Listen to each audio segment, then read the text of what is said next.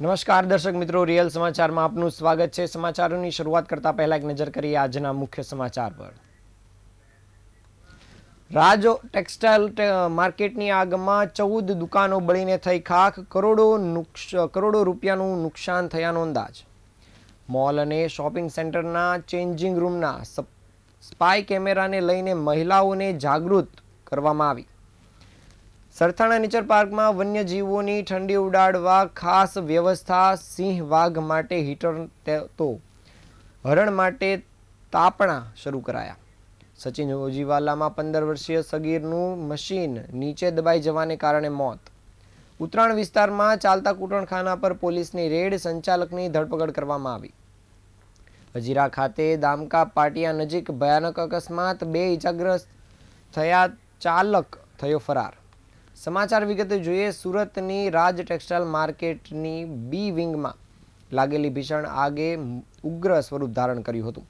7મા માળ પર આવેલી 14 જેટલી દુકાનો બળીને ખાખ થઈ ગઈ છે।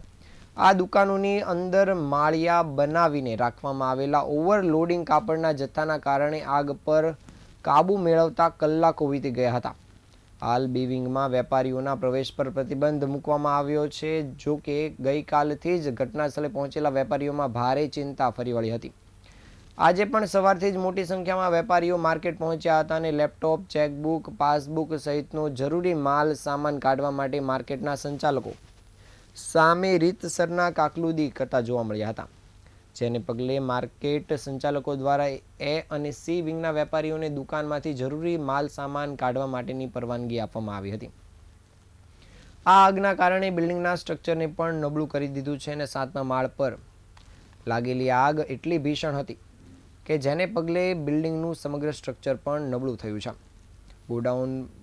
દુકાનોમાં ખાસ કરીને ગોડાઉન બનાવીને માલ ભરવામાં આવ્યો હતો, જેના કારણે માળિયાની ગ્રીલ્સ અને દિવાલો પણ તૂટી પડી છે। અંદર કાપડનો જથ્થો લિક્વિડ બની ગયો હોવાને લઈને પણ દ્રશ્યો સામે આવ્યા છે। જો કે માર્કેટના બી વિંગમાં આવેલા 7મા માળે ભીષણ આગને કારણે ફાયર વિભાગ દ્વારા આજે સવારથી જ તકેદારીના ભાગરૂપે 3 ટીમોને સ્ટેન્ડ બાય મૂકવામાં આવી છે। આગ એટલી હદે ભીષણ હતી કે 7મા માળે આવેલ ટાઇલ્સ પણ તૂટી જવા પામી છે। હાલમાં ફાયર વિભાગની 3 ટીમો સ્ટેન્ડ બાય પર મૂકવામાં આવી છે, તો બીજી તરફ પોલીસ દ્વારા પણ પ્રાથમિક તપાસ હાથ ધરાઈ છે। પહેલી તકે એફએસએલના અધિકારીઓ દ્વારા પણ ઘટનાસ્થળ પર પહોંચીને મુલાકાત લઈ જરૂરી તપાસ કરવામાં આવશે અને રિપોર્ટ સબમિટ કર્યા બાદ આગનું ખરું કારણ જાણવા મળશે।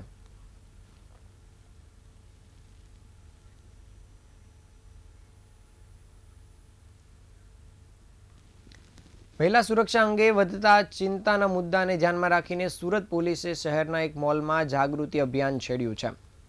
પોલીસ અધિકારીઓ જાતે ચેન્જિંગ રૂમમાં જઈ મહિલાઓને તેમની સુરક્ષા બાબતે માહિતી આપી અને પ્રાયોગિક પ્રદર્શન કર્યું હતું। પાલ પોલીસના મહિલા પીઆઈ શીતલ શાહે સમજાવ્યું કે ચેન્જિંગ રૂમમાં પ્રવેશતા પહેલા કેટલીક આવશ્યક સાવધાનીઓ રાખવી જરૂરી છે। રૂમની અંદર અથવા નજીક કોઈ શંકાસ્પદ રીતે તમને જોઈ રહ્યું છે કે નહીં તેને લઈને પણ જાણકારી અપાઈ હતી। ખાસ કરીને કપડાં બદલતી વખતે કાચની પાછળથી, એટલે કે કોઈ છુપા કેમેરા દ્વારા તમને કોઈ જોતું નથી ને તેની ચકાસણી કરવા માટે પણ સમજાવ્યું હતું। તાજેતરમાં જ છુપા કેમેરા અને 2-વે મિરરની ઘટનાઓમાં વધારો જોવા મળ્યો છે અને આ બાબતે મહિલાઓને પરખ કરવાની રીત સમજાવવામાં આવી હતી, જેમાં સામાન્ય મિરરમાં નખ મૂકતા કાચ અને પ્રતિબિંબ વચ્ચે સ્પષ્ટ ગેપ દેખાય છે, જ્યારે 2-વે મિરરમાં ગેપ દેખાતો નથી, એટલે કે પ્રતિબિંબ વચ્ચે અને નખને સ્પર્શતું દેખાય છે। પોલીસે મિરર પર આ તફાવત મહિલાઓને સમજાવ્યો હતો અને ખાસ કરીને પાલ પોલીસના મહિલા પોલીસ ઇન્સ્પેક્ટર હાજર મહિલાઓને ચેન્જિંગ રૂમ સહિત અન્ય ખાનગી જગ્યાઓમાં શું શું ચેક કરવું જોઈએ તેની વિગતવાર માહિતી આપી હતી।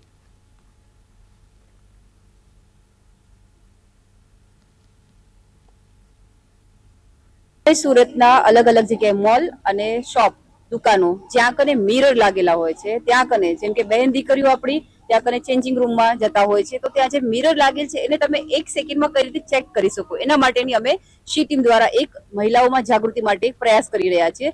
અમારા માનનીય પોલીસ કમિશનર શ્રી અનુપમશ્રી ગેહલોત સાહેબનું અભિગમ છે અને માનનીય ઝોન 7 સર શેફાલી બારવાલ સાહેબના સૂચના હેઠળ મોલમાં જઈને જેમ કે મિરર છે એમાં મહિલાઓ કઈ રીતે જાતે ચેક કરી શકે।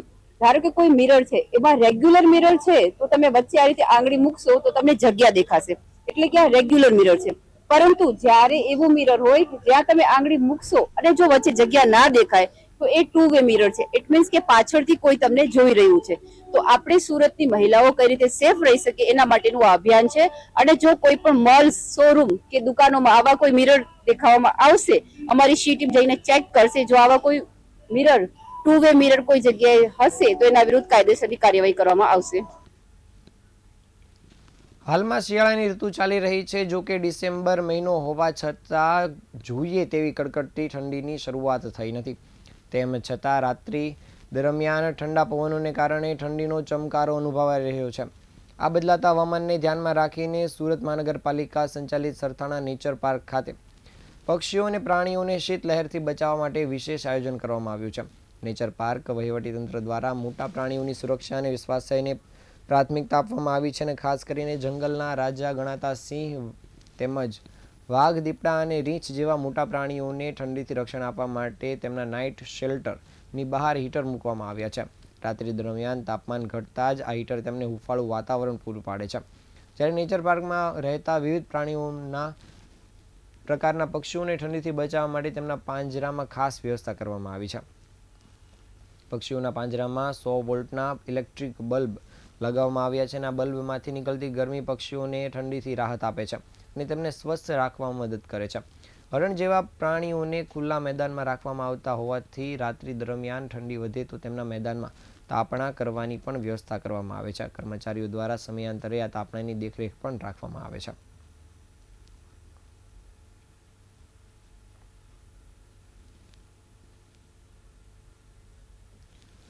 સુરત શહેરના હોજીવાલા વિસ્તારમાં આવેલી ગુજરાત પ્લાયબોર્ડ કંપનીમાં ગત બુધવારે સાંજે એક અત્યંત કરુણ ઘટના બની હતી. પ્લાયબોર્ડના કારખાનામાં કામ કરતા 15 વર્ષીય સગીર શ્રમિક મણિકાંત કુમારનું મશીન નીચે દબાઈ જવાથી દર્દનાક મોત નીપજ્યું હતું. આ બનાવ અંગે સચિન જીઆઈડીસી પોલીસ દ્વારા તપાસ કામગીરી શરૂ કરાઈ છે. મૂળ બિહારનો રહેવાસી મણિકાંત કુમાર છેલ્લા 1 વર્ષથી સુરતમાં પરિવાર સાથે રહીને ગુજરાન ચલાવી રહ્યો હતો તેમજ ગુજરાત પ્લાયબોર્ડ કંપનીમાં નોકરી કરતો હતો. બુધવારે સાંજે લગભગ 7 થી 7:30 વાગ્યાની આસપાસ આ દુર્ઘટના બની હતી. મણિકાંત દરવાજા નજીક આવેલા ફિંગર જોડવાનું કામ કરતા એક પ્રેસ મશીનને ચાલુ કરવા માટે ગયો હતો અને આ દરમિયાન અકસ્માતે તે મશીન નીચે દબાઈ ગયો હતો. પ્રાથમિક તપાસમાં જાણવા મળ્યું છે કે મશીનમાં ફસાઈ જવાથી તેના શરીરના કટકા થઈ ગયા હતા અને અન્ય એક કર્મચારી પવનકુમારે જણાવ્યું હતું કે જ્યારે તેઓ 8 વાગ્યાની આસપાસ ઘટનાસ્થળે પહોંચ્યા ત્યારે મણિકાંત જમીન પર પડેલો હતો.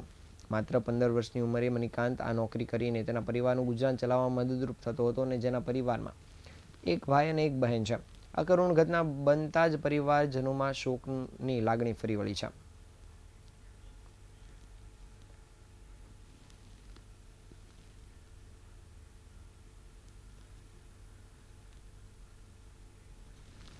ઉત્તરાયણ વિસ્તારમાં મૌની ઇન્ટરનેશનલ સ્કૂલની બાજુમાં આવેલા આર્કેડમાં પોલીસ દ્વારા રેડ પાડવામાં આવી હતી અને ત્યાંથી કૂટણખાનું ઝડપી પાડવામાં આવ્યું છે. ઉત્તરાયણ પોલીસે પાડેલી રેડમાં કૂટણખાનું ચલાવતા સંચાલકની પણ ધરપકડ કરવામાં આવી છે.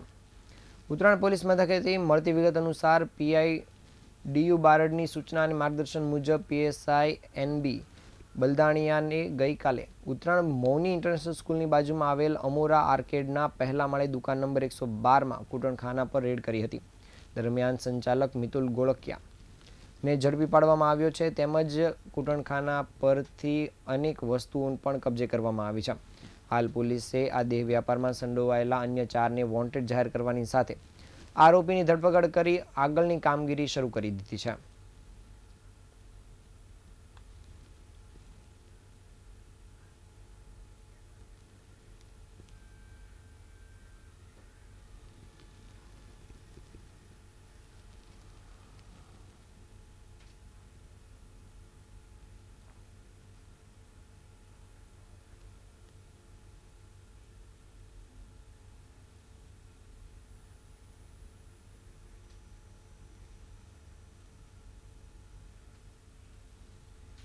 હજીરા વિસ્તારના દામકા પાટિયા નજીક મુખ્ય માર્ગ પર એક ગંભીર અકસ્માત સર્જાયો હતો. અચાનક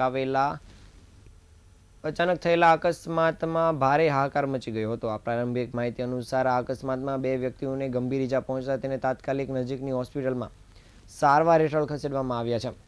મળતી માહિતી મુજબ માર્ગ પર ઝડપથી આવી ચડેલ ટ્રકે અન્ય વાહનોને ટક્કર મારી હતી અને ટક્કર એટલી જોરદાર હતી કે આસપાસના લોકો મોટી સંખ્યામાં એકત્રિત થઈ ગયા હતા. અકસ્માત બાદ ટ્રક ચાલક ટ્રક સ્થળ પર જ મૂકીને નાસી છૂટ્યો હતો. ડ્રાઈવરનું આવર્તનને પગલે પોલીસે તેની શોધખોળ શરૂ કરી છે. ઘટનાની જાણ થતાં જજીરા પોલીસ ઘટનાસ્થળ પર દોડી આવી હતી અને પોલીસે માર્ગ પરના ટ્રાફિકને નિયંત્રણ કર્યો હતો તેમજ અકસ્માત કઈ રીતે બન્યો અને તેના લઈને અન્ય દિશામાં તપાસની શરૂઆત કરી છે. તેમજ ટ્રકના રજિસ્ટ્રેશન નંબરના આધારે પોલીસે તપાસ કરવાની સાથે નાસી છૂટેલા ટ્રક ડ્રાઈવરની શોધખોળ શરૂ કરી છે. અકસ્માતમાં 2 વ્યક્તિઓને ઈજા પહોંચી હોવાનું સામે આવ્યું છે, જેને તાત્કાલિક નજીકની હોસ્પિટલમાં ખસેડવામાં આવ્યા છે.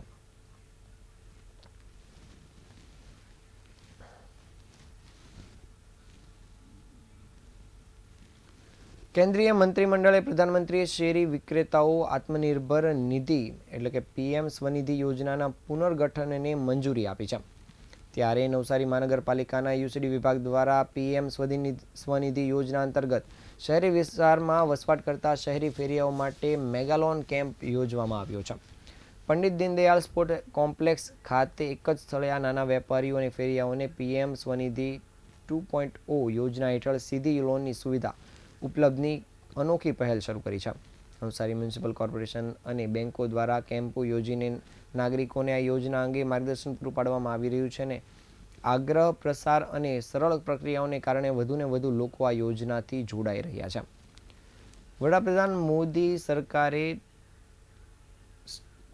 સ્ટ્રીટ વેન્ડરોને રાહત આપવા માટે એક યોજના શરૂ કરી હતી અને prime minister street vendor self reliant fund એટલે કે પીએમ સ્વનિધિ સ્કીમ છે.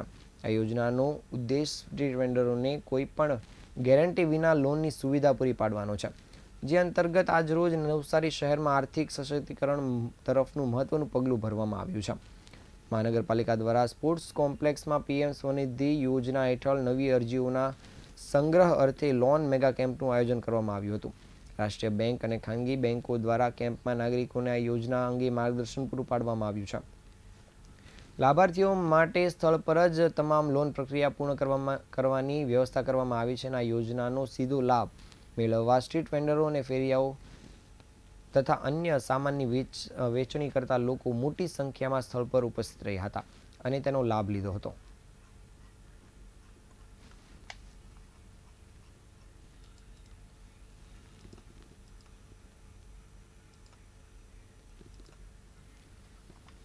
આ હતા આજના સમાચાર. નવા સમાચાર સાથે ફરી મળીશું. ત્યાં સુધી રજા આપશો. નમસ્કાર.